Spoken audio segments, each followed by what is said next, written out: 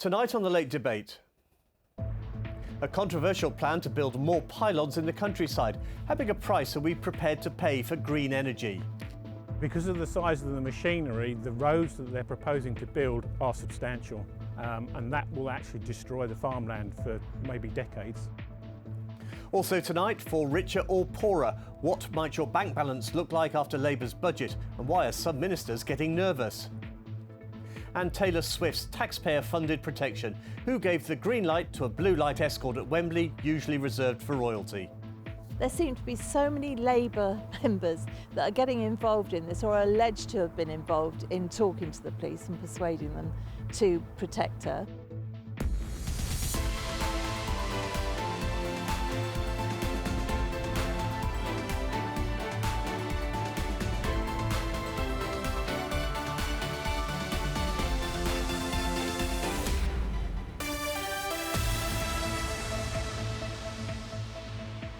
Hello and welcome to the Late Debate. No one would argue about the need for cleaner energy, but how we get it into our homes is another matter. Energy bosses want to build a big new power supply using mostly pylons through the Essex countryside. They argue it's the most cost-effective way to carry electricity from offshore wind farms. But it's an argument that's far from won. Golfers enjoy a challenge. Avoiding bunkers or keeping clear of the rough is all part of the game. But at Orsick Golf Club in Essex, members could soon face a new hazard: giant pylons.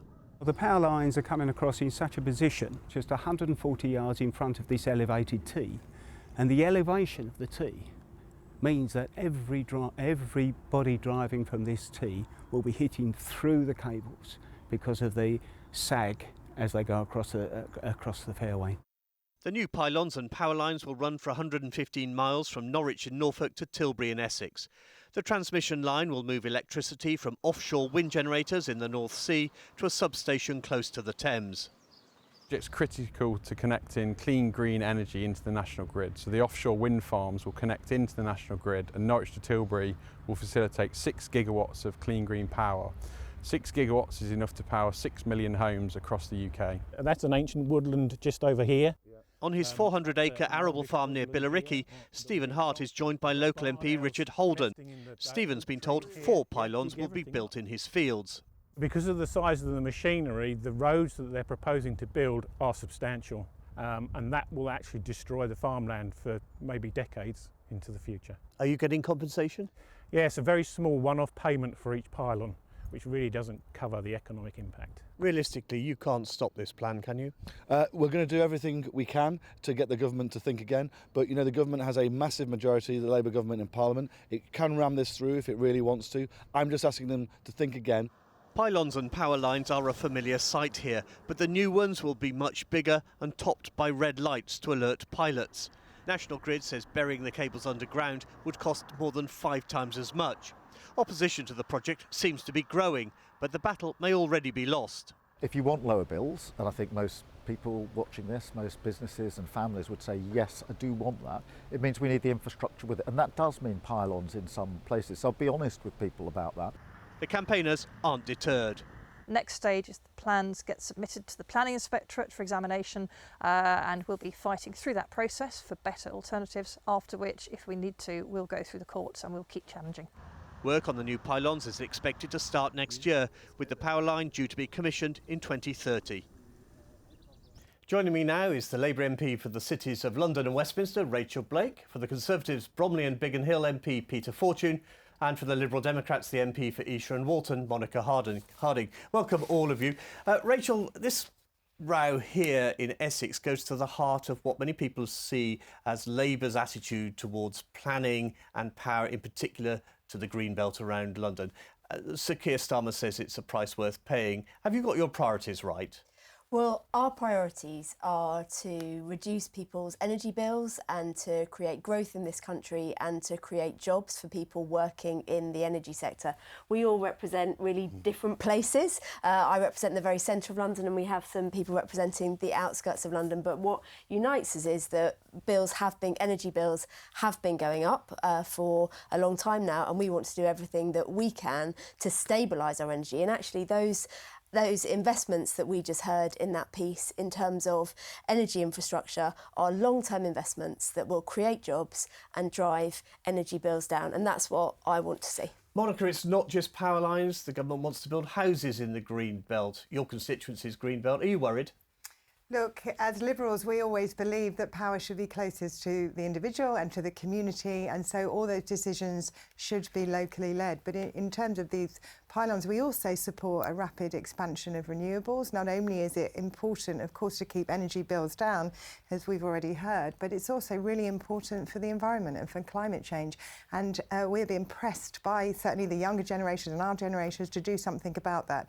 But it's really important that those pylons are in the right place, that real consideration is going to where they are, and also that there are community benefit funds for the local community where they are in order that they reap the benefits, the financial benefits of that investment. Peter, are you worried that local people won't have a say in big planning decisions in areas like yours and that there'll be a backlash? That's very much the key, that you are taking local people out of the process to talk about what's happening to their community.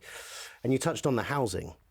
And it's interesting because if you look at some of the changes that are being proposed, strangely, even though that London has a housing shortage, the target for London housing is being revised down across London. But for areas like mine in Bromley, it's being revised up by about 260%, I think it is. That's because you've got more land, presumably. Well, but the land is green belt, and this is the point. So the policy is being changed to ram this through, taking the decision away from local people and forcing building on the green belt, and that's not something I could support.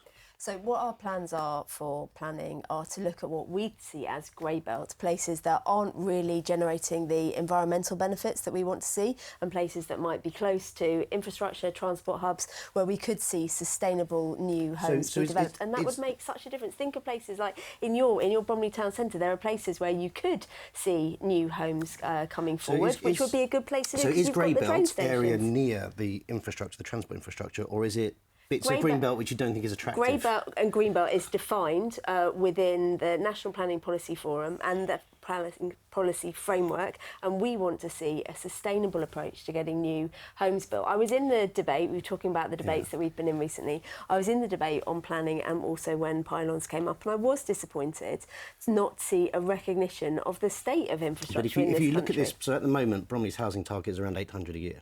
It's being revised up to about 2,800 a year.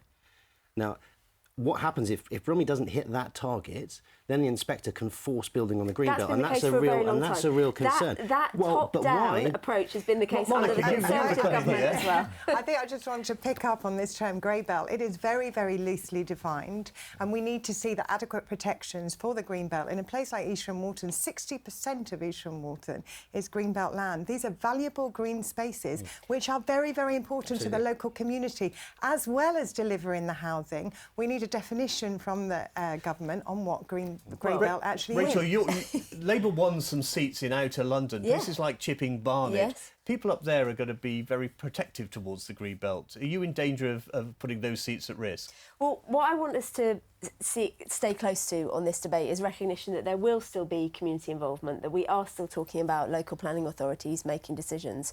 But what we want to do is to be able for places to see sustainable development on places where the green belt is not generating the environmental benefits. There are lots of examples of green belt that are actually could have new sustainable homes on them. And you talk about really valuable green spaces. I'm sure there are valuable green spaces that will continue to be protected under the new National Planning Policy framework in your constituencies and in Chipping Barnet. The process is that the application goes to the planning inspectorate. Yep. The planning inspectorate makes the recommendation to the Secretary of State. This is national level infrastructure. So it is cutting local people out. But that's very different levels of infrastructure to what you just described. So the local people there that were in that planning. package saying we're really concerned about what's going to happen to our community. I agree with Monica. I actually agree with Monica. There are really good community investment plans alongside these pylons, and I think that the people that are bringing forward the pylons have really considered the potential community benefits. I would be very happy to chat with you next week about what they are, and your friend Monica, Richard Holden, and how we can make sure that they deliver for local people. Very briefly, Monica, you said a lot of young people support greener energy. They obviously want new homes. Do you think they're prepared to sacrifice the green belt and the arguments about it? I don't think it's an either or, and I think what's really important about picking up on your point is that the best people to evaluate what is valuable green space is the local community. It's not cut and dried, it's not black and white. We are not saying don't build anyway. We need affordable homes, particularly in the right places, and the local community are best placed to make that decision. OK, let's move on from power and planning, because Keir Starmer's first 100 days in power might have felt a lot longer after uncomfortable headlines for the Prime Minister about freebies and questions about Taylor Swift's police escort. So Keir Starmer promised to rebuild trust in politics, but a recent poll revealed half of Labour voters are disappointed with his performance so far. And ahead of the budget, some of his ministers aren't happy either. There are no rules on how long a political honeymoon should last, but Sir Keir Starmer might be feeling a bit short-changed. His landslide election in July and arrival in Downing Street must feel like a long time ago. If you voted Labour yesterday, we will carry the responsibility of your trust as we rebuild our country. But before the month was out, the Prime Minister's Chancellor came bearing bad news. We have inherited a projected overspend of £22 billion. One partial fix would prove troublesome for the government. Those not in receipt of pension credit or certain other means-tested benefits will no longer receive the winter fuel payment from this year onwards. Then came the freebies row. It emerged the Prime Minister had accepted clothes and a VIP box to watch Arsenal. The security advice is that I can't go into the stands. Or if I did, you'd have to put so much sort of security in that it would cost the taxpayer a fortune. Are you worried about the optics of being seen as Parliament's king of the freebies? Well, now I've had the chance to explain to you the situation at Arsenal, I think most people would say, look, that's a pretty fair argument. Then there was Taylor Swift. The Prime Minister was given free tickets to see her perform at Wembley, and he wasn't the only senior Labour politician. Did you go to see Taylor Swift? I did. Yeah, I did. Was it a freebie? Well, no. Whenever I accept a gift over the last 8.5 years, I've always declared it. And in another bump in the road, Sue Gray, the Prime Minister's Chief of Staff, was moved sideways after apparently losing a power battle in Number 10. Peter, were you surprised at how quickly the honeymoon ended? I was surprised at how quickly Sadiq Khan forgot he went to Taylor Swift.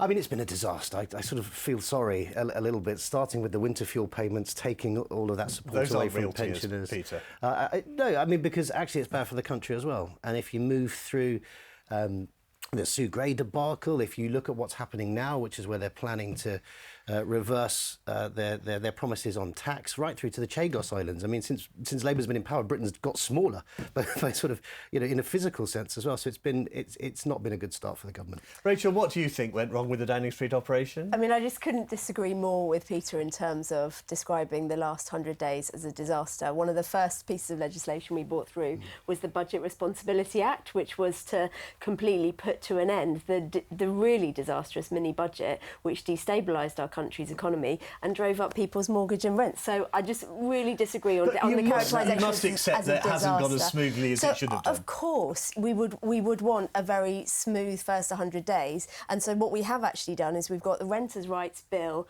up and running. We've got through a second reading on that. That's something that the Tories said they would do 5 years ago and absolutely failed. Over 45% of my constituents live in private rented accommodation, and I'm sure many of yours do. And now they've got security and certainty going forward. So that's something. Do you think that it's been a positive to take money away from pensioners, to implement that winter fuel allowance, and then to give a massive inflation-busting pay rise to your union funders? I've heard it in the chamber, literally Peter. freezing Peter to pay Paul, and that's a decision you made. I've heard it plenty of times in the chamber. Monica, these are public servants. So talking about what we did, so they matter more than the pensioners. With the pay settlements, those pay settlements had been delaying public sector productivity, and the fact that you are characterising it in that way is really Rachel, let Monica have a word here. Go for it, Monica. Do you think the Labour Party was just simply unprepared for government?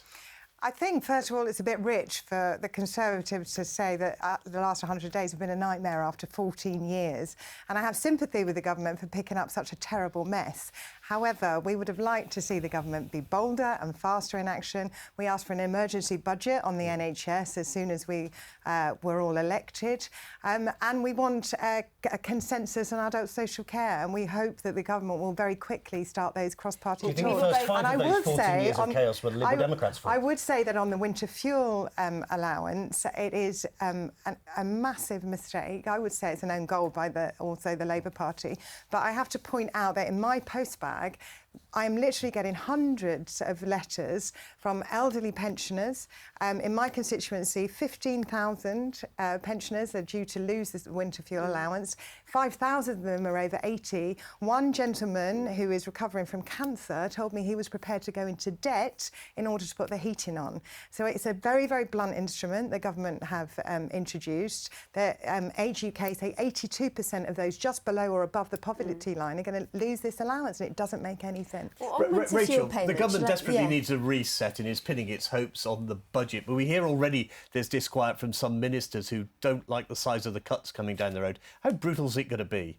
Well, I think we have inherited a really difficult situation with the budget, and we won't know the detail. You and I don't know the detail, just like you, until the 30th of October, when we will hear about our plans going forward for taxing and spending. But I just want to talk a little bit about the winter fuel payment. It is obviously a really difficult decision for the new government to have to make, and it's certainly something that I know that we take with a heavy heart.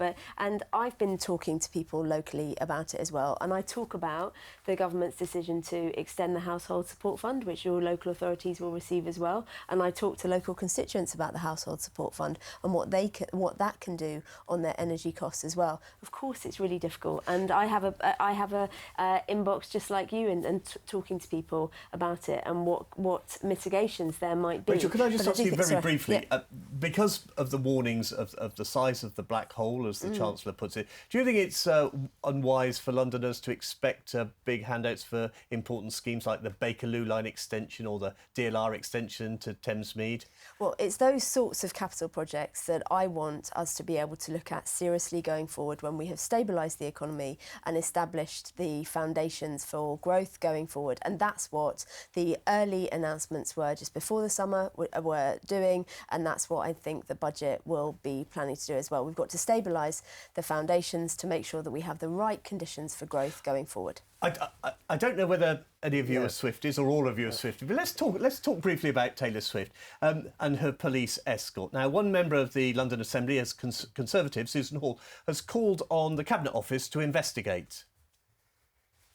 There seem to be so many Labour members that are getting involved in this or are alleged to have been involved in talking to the police and persuading them to protect her. I think we need to know exactly what happened. Rachel, do you think your government has been tarnished by association with Taylor Swift? Look, I think that it's been a difficult time, obviously, listening to that, but also Susan Hall was roundly rejected by Londoners just a matter of weeks ago, and so I think it's difficult to take her particularly seriously. She is the chair of the London Assembly Police and Crime Committee, so it's legitimate to ask questions Londoners about policing. clearly rejected her and her divisive rhetoric just a matter of weeks ago. So, of course, she does. She chairs a committee on the London Assembly, and that needs to follow its course. But I think what she's talking about here is an operational policing matter that's clear that needs to be considered. And that's the point, an operational policing matter. Right? So this isn't about the free tickets. Keir Starmer and the Home Secretary and the Mayor of London, it's not about the free tickets. And no one's going to go after Taylor Swift, by the way, for she is the chosen one, right? It's not about that. It's about that Sadiq Khan has said over and over and over again, when it comes to policing matters, that he will not get involved operationally. That could be about demonstrations in the capital, any number of things. I used to sit on the London Assembly as well. He said that to me over and over again. And what we have here is clear evidence that the Mayor, the Prime Minister and the Home Secretary stepped in to guide the police on an operational matter when they had taken the decision that the security wasn't required. That's the key element. Well, I think that what's clear from what Susan Hall's been saying is that the government's been absolutely clear that this is an operational policing matter, and they were absolutely clear it was an operational matter, and they thought they made the wrong decision, so they invited them in, didn't give them coffee, and got them to change the decision. Monica, are you worried about what happened? Look, it's not what's coming into my inbox at the moment. What's coming into my inbox is action on cost of living, action on the NHS, and the budget's a really important place for the government to address these issues. That's what my constituents are worried about. Just going back to the budget, are you worried where the axe will fall? I'm particularly worried, and just talking about policing, I'm very worried about what is being suggested at the press at the moment, that there'll be more cuts to those unprotected budgets. That would be an absolute mistake. The Conservative government have absolutely starved our public services over years, and now is not the time to cut those budgets further. Any cuts to justice, when you see where our criminal justice system is at the moment, where probation is, where you know the backlog to our courts, any suggestion on transport, when some of my constituents can't afford to get the bus from one side of our constituency to another, and there are no buses, would be an absolute mistake. Well, I'll just come in on courts, because our manifesto was clear that we wanted to see ongoing investment in courts. We know that there are several bits across public policy that are held back at the moment because of the states of the courts, and it's certainly something that was in our manifesto to want to see investment. I think it's the case, isn't it, that some ministers have not put in their budget, or they're put in their budget late because they refuse to follow through on some of the cuts that they're being instructed to implement. And then I don't also, know how you would know that. It was in all the newspapers today. Well, so, and then, I'm not sure that that's exactly the basis for your opinions. I think Sam Coates on Sky broke it. Okay. And the other factor, of course, is that the promises that are being broken on tax, which is the employer's contribution to national insurance. That is not a broken promise. So you said you wouldn't tax working people, right? And so you started that by taxing pensioners and putting VAT on kids. So that was true. Right. But now what we see is you're revising the employer contributions to national insurance, and that's going to have an impact on jobs and wages. It's a jobs tax. Of course it is.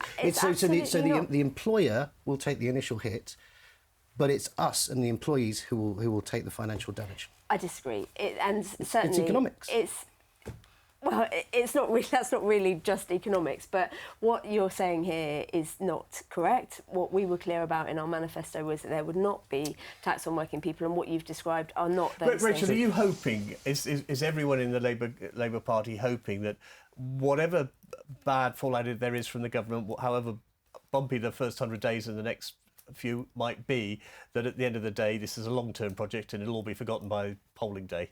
Well, you're absolutely right. This is a long-term project. We've had 14 years of failure to invest in our public services and a declining commitment to public service as well from the Conservative government. So we certainly see this as a long-term project. I think the Prime Minister and the Chancellor have been really open about that, which is why we need to fix the foundations. And if you look at the legislation that we've brought through, those are clearly long-term pieces of legislation like GB Energy, which we were talking about at the start of the programme, renters' rights, and also actually looking at planning reform. For those of you on the other benches, it's going to be a long haul the next 5 years. Well, that's all for tonight. Thank you to all my guests, to Rachel, to Peter and Monica. We'll be back next month. Until then, good night and thank you for watching.